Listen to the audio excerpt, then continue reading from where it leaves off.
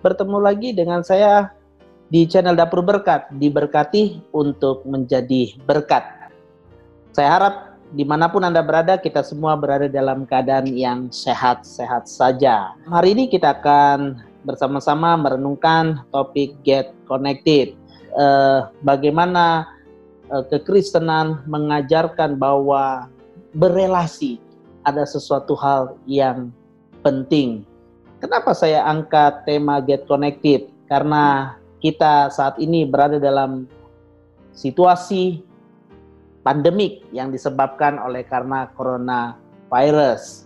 Nah, oleh karena coronavirus ini, maka kita mengenal yang namanya istilah social distancing, ya, pembatasan sosial. Ini istilah yang pertama-tama kita kenal, ya, untuk diterapkan di dalam masyarakat oleh karena virus corona. Tetapi kemudian berkembang atau lebih tepatnya berganti istilahnya yang saya pikir lebih tepat, physical distancing, pembatasan fisik. Ya, karena memang yang dipusatkan adalah bagaimana orang tidak berkerumun di dalam satu kerumunan, ya, dan harus ada jarak satu dengan yang lain karena prinsip penularannya adalah lewat hubungan satu dengan yang lain di dalam fisik, ya, artinya ketika bersentuhan atau batuk, bersin dan lain sebagainya, orang lain bisa tertular. Tetapi yang kemudian menjadi masalah adalah juga muncul adanya gangguan di dalam relasi satu orang dengan orang yang lain. Ya, kita sendiri mungkin bisa merasakan, misalkan contoh di dalam situasi ini, ya, kita melihat curiga mencurigai satu dengan yang lain itu mulai muncul, ya. Kalau ada orang yang batuk di sekitar kita, mungkin sebelum pandemi ini kita rasa biasa lah begitu, ya. Tetapi sekarang kita betul-betul was-was begitu.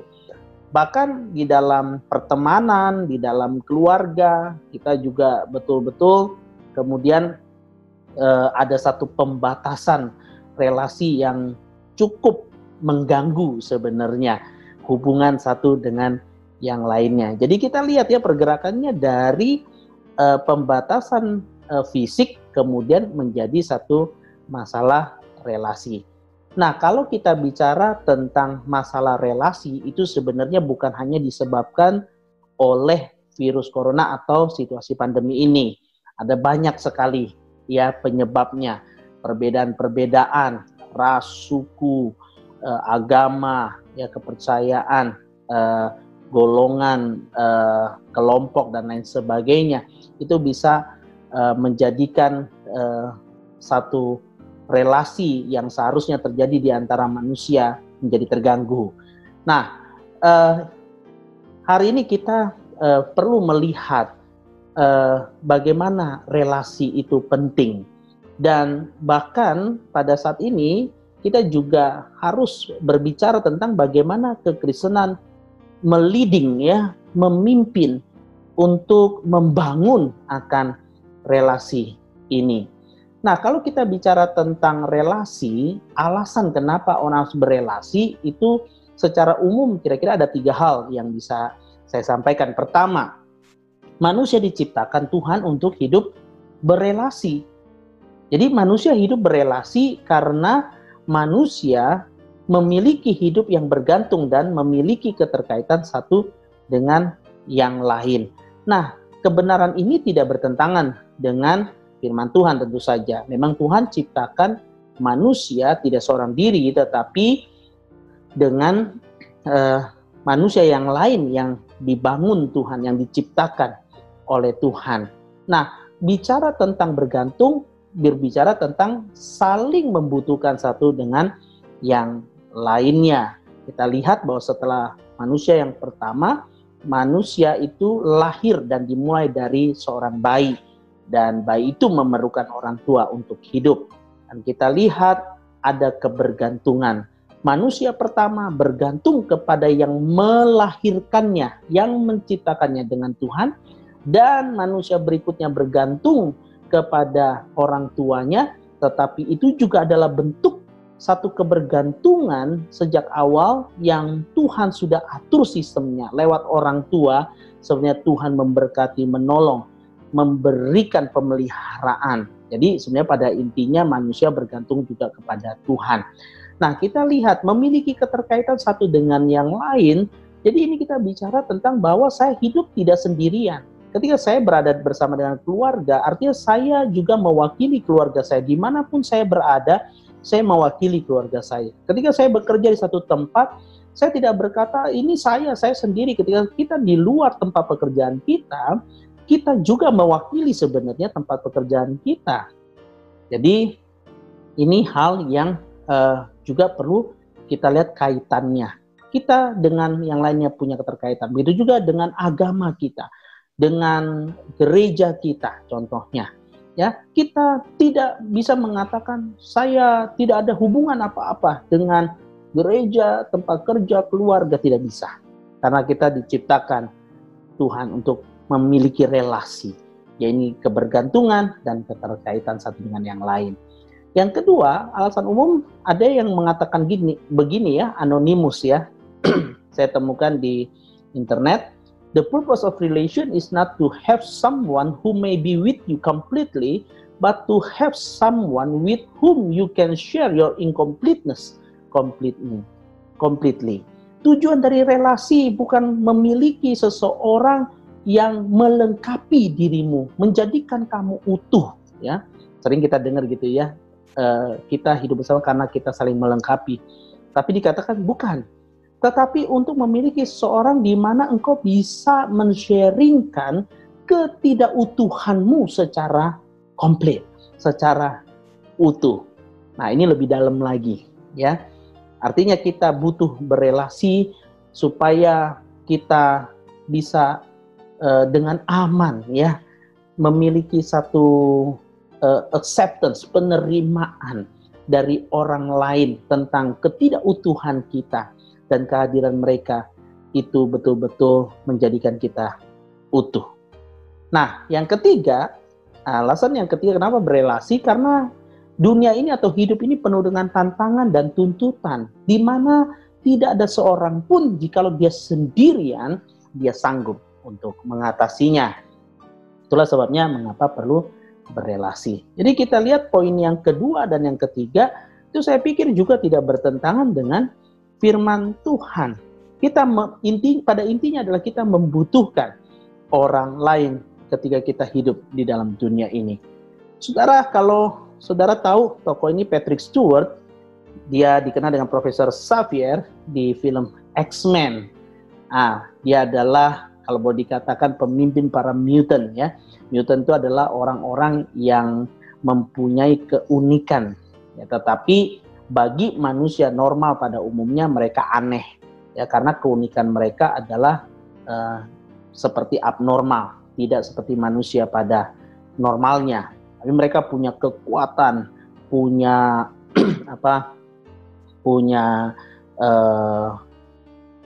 satu kelebihan yang tidak dimiliki oleh orang lainnya. Nah, Patrick Stewart ini dia mempunyai beban, ya, Profesor Xavier ini ceritanya ya. Dia punya beban, dia memikirkan bagaimana ini orang-orang yang punya kemampuan hebat ini, tetapi mereka tidak berani untuk hidup secara berdampingan dengan manusia pada umumnya. Nah, Patrick Stewart atau Profesor Xavier ini dia juga punya kelebihan, ini bisa membaca pikiran, ya, bisa membaca pikiran.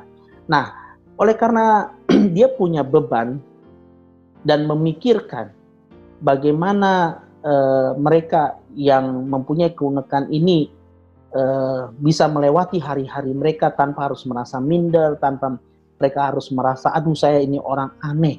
Maka dia mempunyai satu upaya atau cara untuk mengumpulkan orang-orang ini untuk menjadi satu, ya, untuk bisa bersama-sama saling membangun satu dengan yang lainnya, mendorong untuk tidak merasa aneh tetapi bahkan bisa merasa unik, sehingga lewat keunikan itu mereka bisa membantu sesamanya. Nah, ini alat yang diciptakan oleh Profesor Xavier ini untuk mengkonekkan ya dirinya dengan orang-orang atau manusia-manusia yang disebut dengan mutant tadi. Ya, jadi dia bisa berkomunikasi dengan mereka dimanapun mereka berada. Ya, Cerebro ini sebenarnya juga bisa dipakai untuk mengetahui manusia dan bisa juga membaca pikiran manusia juga. Tetapi dia khususkan ini untuk para mutant dimanapun berada, sehingga dia bisa terus berkomunikasi dengan mereka.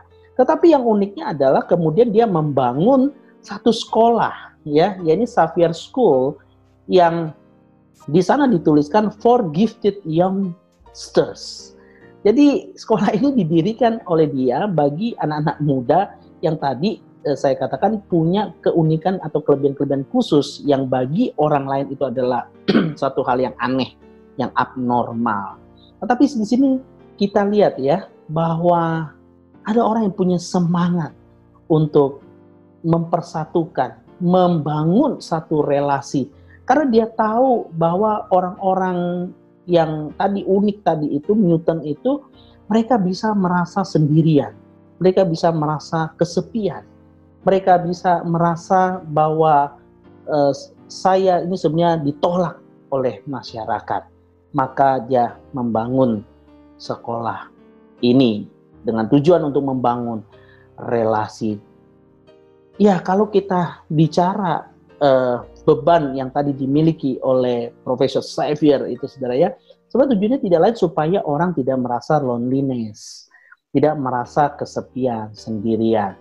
Nah, kalau kita bicara loneliness, nih ada satu data ya, bahaya kesepian, ya loneliness itu kesepian. Ada bahaya kesepian bagi kesehatan, ya bisa karena kesepian orang menjadi depresi, karena kesepian orang mempunyai penyakit jantung. Wah, ini juga mengerikan sekali ya. Karena kesepian, penumpukan hormon stres, lalu kemudian penurunan sistem kekebalan tubuh, imun. Nah, ini kalau kita di dalam situasi pandemi begini, jangan sampai kita merasa kesepian, karena bisa menurunkan sistem imun kita. Lalu ada yang mengatakan usianya pendek ya. Nah, saudara, di Jepang tahun 2013 ada fenomena yang disebut dengan kodokushi, saudara. Ya, kodokushi ini adalah satu fenomena di mana ditemukan di rumah atau di apartemen, ya, di tempat-tempat orang tinggal sendirian, di mana kemudian ditemukan mereka tewas, mereka meninggal. Dan masalahnya adalah mereka baru ditemukan setelah sekian lamanya, ya bisa 2 bulan, 3 bulan, 6 bulan. Nah, hal ini menunjukkan bahwa sesungguhnya mereka mati di dalam kesendirian. Tidak ada keluarga yang bertanya, tidak ada teman yang mencari. Nah, dikatakan oleh para ahli, saudara, bahwa ini terjadi di Jepang, ya kodokushi ini terjadi di Jepang. Di Jepang, dalam 1 tahun kemungkinan bisa ada 30.000 orang. Sekalipun data pemerintah tidak mengatakan demikian. Tetapi para ahli mengatakan kurang lebih 30.000. Wow, ini saya pikir efek yang paling mengerikan ya dari tadi ada stres, depresi, kemudian jantung, imun dan lain sebagainya. Ini finalnya, pada akhirnya orang mati sendirian. Saudara, bagaimana gereja melihat hal ini? Bagaimana kekristenan melihat ini? Kita menyebut diri kita gereja, saudara, Kristen.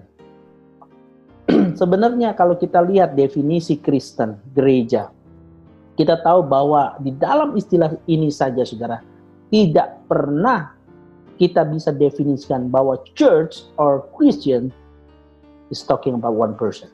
Bicara tentang satu orang. Kita lihat istilah-istilah dalam Alkitab, dikatakan now you are the body of Christ. Body, satu kesatuan, bukan satu, saudara. You are God's temple, ya. Tidak bicara tentang temple itu tiangnya, mimbarnya dan lain sebagainya, tapi God's temple menjadi satu. Juga dikatakan the church, the family of God, keluarga Allah. Dari definisi-definisi ini kita melihat bahwa memang gereja atau kekristenan tidak pernah bicara tentang individu. Saudara, kalau kita baca Efesus 2 ayat 13 sampai dengan 19 sampai 22, kita akan membacanya bersama-sama. Efesus 2 ayat yang ke-13 dikatakan demikian, tetapi sekarang di dalam Kristus Yesus kamu yang dahulu jauh sudah menjadi dekat oleh darah Kristus. Lalu ayat 19 sampai 22 mengatakan demikian, demikianlah kamu bukan lagi orang asing dan pendatang, melainkan kawan sewarga dari orang-orang kudus dan anggota-anggota keluarga Allah yang dibangun di atas dasar para rasul dan para nabi dengan Kristus Yesus sebagai batu penjuru. Di dalam Dia tumbuh seluruh bangunan rapi tersusun menjadi bait Allah yang kudus di dalam Tuhan. Di dalam Dia kamu juga turut dibangunkan menjadi tempat kediaman Allah di dalam Roh. Dan bagian ini Rasul Paulus mengingatkan supaya jangan ada seorang pun di dalam persekutuan Kristen yang merasa asing atau mengasingkan orang lain. Jadi tidak boleh minder, tidak boleh juga yang penting golongan kami atau saya, yang lain nggak penting, golongan lain tidak penting. Dengan kata lain, setiap orang Kristen harus membangun relasi dengan dimulai dari saling menerima satu dengan yang lainnya. Saudara, dari ayat-ayat ini kita bisa melihat apa sih yang mendasari kita hidup berelasi. Yang pertama, Paulus bicara tentang Kristus. Yang mendasari kita hidup berelasi di dalam tubuh Kristus, dalam gereja adalah karena Kristus sendiri. Ya ini oleh karena Dia mati dan bangkit untuk kita orang-orang percaya. Yang kedua, kita memiliki iman yang sama. Nah ini ya, itulah sebabnya kita mendasari pembangunan relasi di tengah-tengah kehidupan kita sebagai orang percaya. Yang ketiga, karena Roh Kudus sebagai pemersatu yang membawa damai sejahtera. Jadi kita lihat gereja dibangun dan dipelihara Tuhan bicara tentang komunal. Tidak pernah bicara tentang satu orang atau satu kelompok tertentu. Nah, kita juga lihat dari ayat-ayat yang kita baca bagaimana membangun relasi yang disuggest oleh Rasul Paulus, yang diajarkan, diperintahkan, dan bahkan didorong untuk dibangun, khususnya ya kepada jemaat di Efesus, tapi juga bagi kita sekalian. Di ayat 13 kita lihat Paulus mengatakan mendekatkan dirilah satu dengan yang lainnya. Jangan menunggu, intinya begitu, ya. Tapi datang, mendekatkan diri satu dengan yang lainnya. Yang kedua, kita lihat rubukan tembok pemisah yang membawa perseteruan. Di sini kita lihat kalimat yang perlu kita bold dan underline adalah yang membawa perseteruan. Pemisah itu banyak di tengah-tengah komunitas orang percaya, termasuk di dalamnya. Di dalam, maksud saya banyak di umum, tetapi juga sebagai komunitas gereja tidak bisa kita pungkiri. Orang berada dari berbagai latar belakang yang berbeda-beda. Ya, ada tembok pemisah. Baik itu karakter, cara dibentuk di keluarga, mempunyai komunitasnya, masing-masing berbeda. Tetapi yang harus dirubuhkan adalah yang membawa perseteruan. Nah, ini penting di ayat 14. Lalu kemudian juga masing-masing harus berkomitmen untuk menciptakan komunitas yang penuh shalom. Nah, di ayat 17. Jadi artinya begini, saya mau berkomitmen di mana saya ada, di sana ada damai sejahtera. Bukan di mana saya ada, orang takut. Orang menjadi benci. Orang kemudian menjadi ribut satu dengan yang lainnya. Tetapi masing-masing berkata, kalau saya ada, saya akan menjadi orang yang membawa damai. Maka komunitasnya akan dibangun ke arah komunitas yang penuh shalom. Lalu di ayat yang ke-18 juga dikatakan, hiduplah sebagai anggota-anggota keluarga Allah. Saudara, kalau di dalam keluarga, kita tidak bisa oleh karena kesalahan adik kita atau kakak kita, ya saudara kita ya, atau mungkin orang tua kita, atau kita orang tua anak-anak kita. Ketika mereka berlaku sesuatu yang tidak menyenangkan kita, kita bisa dengan mengatakan, kamu bukan saudara saya, pergi sana. Ya mungkin mengusir bisa ya, tetapi yang tidak bisa adalah hubungan darah yang sudah terjalin itu tidak bisa dilepaskan. Begitu juga ketika dalam Kristus, kita harus melihat saudara-saudara kita sebagai saudara-saudara yang ada dalam satu darah. Ini darah Kristus yang telah mempersatukan. Nah lalu yang terakhir, ya ini mau terus-menerus belajar berubah menjadi lebih baik. Nah saudara, tanpa ini relasi juga tidak bisa terbangun. Kalau orang berkata, ini saya, apa adanya, betul ya, itu otentik, penting sekali. Tetapi kalau ini saya, dia tidak mau berubah, ya, berubah dalam artian menjadi lebih baik. Hal-hal yang dulunya tidak membawa damai, yang dulunya menolak, menjauhkan diri, ya, membangun benteng, dan dia terus tinggal di tempat itu, ya, tentu tidak bisa relasi pada akhirnya terbangun. Tetapi masing-masing harus belajar berubah menjadi lebih baik. Nah, saudara, kita lihat kekristenan itu leading harusnya sudah di dalam konteks membangun relasi. Bukan hanya memimpin, tetapi memberi contoh, memberikan teladan. Ya. Nah, ketika kita bicara tentang menjadi teladan, kita bicara tentang komunitas, kita bicara tentang relasi yang dibangun di dalam kehidupan kita sebagai persekutuan orang-orang Kristen, maka saudara, kita bukan hanya bicara tentang komunitas yang berelasi hanya untuk kita kumpul-kumpul, kita bisa kongko-kongko, kita bisa cerita-cerita, kita bisa berbagi ini, berbagi itu. Tetapi kita melihat bahwa Alkitab mengatakan bahwa tujuan, atau kalau boleh saya katakan, Alkitab mengatakan bahwa komunitas kekristenan itu hadir ada karena mempunyai satu tujuan. Ada goalnya, saudara. Ya, goalnya kita lihat. Ya, kita tahu bahwa perjuangan Indonesia menjadi merdeka adalah perjuangan oleh karena ada semangat kesatuan di dalamnya. Punya goal, Indonesia harus merdeka, ya. Tidak mau lagi dijajah, tidak mau lagi dipecah belah, ya, tetapi mau untuk membangun negara. Maka daripada itu semuanya bersatu dan kemudian menanglah Indonesia, mengusir penjajahan Belanda, Jepang, Portugis dan lain sebagainya, ya, karena ada goal, saudara, ada goal bersama. Nah, kalau di dalam kekristenan apa goalnya? Maka kita lihat, saudara, dari ayat-ayat ini dan juga secara khusus dalam Roma 8 ayat 29, kita lihat goalnya adalah di dalam ayat-ayat yang tadi kita baca ada kata bertumbuh, dibangun, dewasa. Nah ini goalnya. Ya. Jadi pada waktu kita ada dalam komunitas, betul kita diproses, kita harus saling menerima, kita diasah, seperti Amsal mengatakan, besi menajamkan besi, manusia menajamkan sesamanya. Tapi punya goal, bertumbuh, dibangun, dewasa. Dan itu bicara tentang apa? Itu bicara tentang Roma 8:29, yaitu menjadi serupa dengan Kristus. Jadi masing-masing setiap anggota itu harus terus bercermin lewat komunitas ini, lewat pergaulan saya, keberadaan saya bersama dengan A, B, C, dengan gereja. Apakah saya menjadi lebih baik?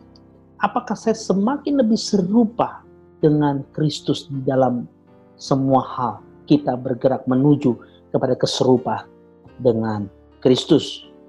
Kalau tidak, mungkin ada yang masalah dengan kita, mungkin ada masalah juga dengan komunitas kita. Tapi mari kita sama-sama bercermin dari relasi-relasi yang kita bangun di dalam hidup kita bersama sebagai anak-anak Tuhan, sebagai orang-orang percaya. Nah, saudara-saudara sekalian kasih dalam Tuhan Yesus Kristus, maka di sini kita lihat apa yang tadi Paulus bicarakan sebenarnya saya bisa rangkum di dalam satu istilah kata, yakni care, ya. Di dalam membangun relasi itu perlu care, ya. Care sendiri artinya adalah memperhatikan, tetapi tidak mudah, saudara. Karena waktu mau memperhatikan ada banyak halangannya. Salah satunya adalah coronavirus, saudara, ya. Waktu kita mau coba membangun relasi komunikasi, kunjungan, perhatian, dan lain sebagainya, muncul nih malah yang memisahkan kita secara fisik, ya. Dan pada akhirnya juga sulit kita untuk membangun relasi dengan orang lain. Tetapi saudara bicara care, maka bisa kita jabarkan begini: creative and active to reach and endorse. Kreatif dan aktif untuk menjangkau dan untuk apa? Mendorong, ya, untuk menguatkan, meneguhkan. Maka saudara kita lihat gereja-gereja tidak mati akal, tidak putus cara ketika harus diperhadapkan dengan pandemi ini. Ada sarana yang bisa dipakai, media sosial, media elektronik yang bisa digunakan untuk tetap membangun relasi. Nah, ini namanya care, saudara. Ada satu spirit kreativitas, tidak mau kalah dengan tantangan, hambatan, rintangan. Kita mau tetap aktif, ya, untuk menjangkau, saling membangun relasi, ya. Bagaimanapun caranya saya coba cari tahu gimana kabarnya. Apakah dia baik-baik saja, apa yang dia butuhkan. Untuk apa? Untuk kita menguatkan, meneguhkan. Baik itu lewat doa, baik itu lewat kebutuhan-kebutuhan yang kita bisa berikan yang ada pada kita bagi orang lain. Nah, ini namanya care, membangun relasi satu dengan yang lainnya. Nah, ini saya pikir situasi-situasi yang kita hadapi sekarang jangan membuat kita lost connection, ya. Kita harus get connected. Kita harus tetap terhubung. Ya, jangan mengatakan bahwa saya nggak punya apa-apa untuk bisa berasa dengan orang lain. Kita juga jangan berpikir bahwa saya cuma punya sedikit dan lain sebagainya. Mari pikirkan, kreatif, aktif, apapun itu. Kalau tidak bisa memberikan pemberian fisik, materi, kita bisa mendoakan. Baik gereja kita, mendoakan untuk saudara-saudara seiman kita, keluarga kita. Apapun yang bisa kita lakukan, kita lakukan. Ya, ini namanya ada spirit care, membangun relasi.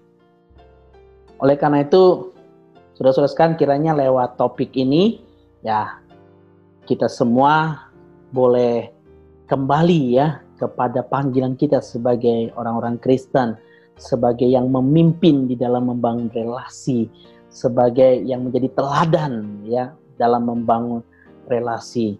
Saya percaya Tuhan Yesus datang ke dalam dunia adalah Dia melakukan apa yang disebut dengan care. Dia datang inisiatif aktif untuk menjangkau kita dan memberi kita pengharapan, menguatkan kita, memberikan kita pertolongan dan lain sebagainya.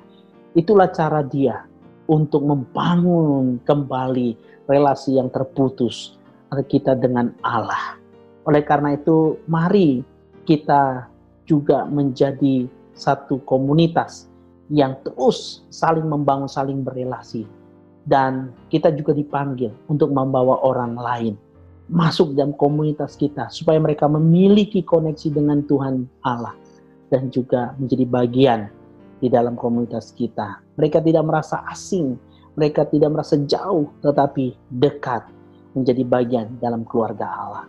Kiranya Tuhan menolong kita sekalian untuk menghidupi akan kebenaran yang kita renungkan pada hari ini. Kalau ada saudara-saudara sekalian yang terberkati, boleh like, share, ya, subscribe yang belum di channel ini. Tetapi bagi saudara-saudara sekalian yang sudah, mari saudara berbagi dengan saya, dengan banyak orang dari channel ini untuk bisa men-sharingkan bagaimana saudara bisa membangun relasi, ya, satu dengan yang lainnya, baik dalam kondisi pandemi ini ataupun dalam situasi-situasi yang saudara pikir ini loh yang bisa membuat memang tidak bisa membangun relasi. Ya, saudara punya perenungan, silakan di-sharekan sehingga boleh menjadi berkat bagi kita sekalian. Sampai ketemu, diberkati untuk menjadi berkat. Tuhan Yesus memberkati. Amin.